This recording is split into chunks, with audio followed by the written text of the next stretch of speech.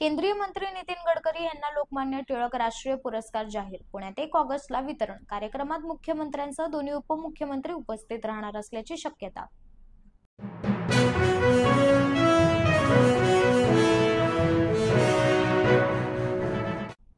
आता नियोजन निधी विभागाच्या सर्व निधी वितरणावर व सर्व खात्यावर मुख्यमंत्र्यांचा वॉच असणार. महायुतीच्या तिन्ही नेत्यांचा निर्णय.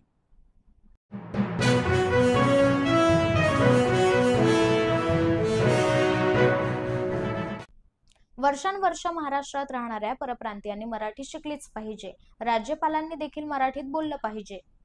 मनसे नेते बाळा नांदगावकर यांचं वक्तव्य.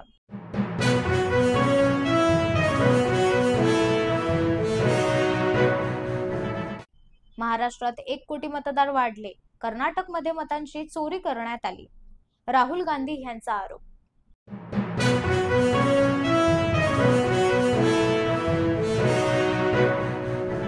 कोकणासह मुंबईत मुसळधार पावसाने लावली हजेरी. मुंबईमधील भांडूप परिसरात घर कोसळल्याची दुर्दैवी घटना घडली. सुदैवाने कोणतीच जीवितहानी झालेली नाही. संभाव्य धोका लक्षात घेऊन घरे तातडीने रिकामी करण्यात आली.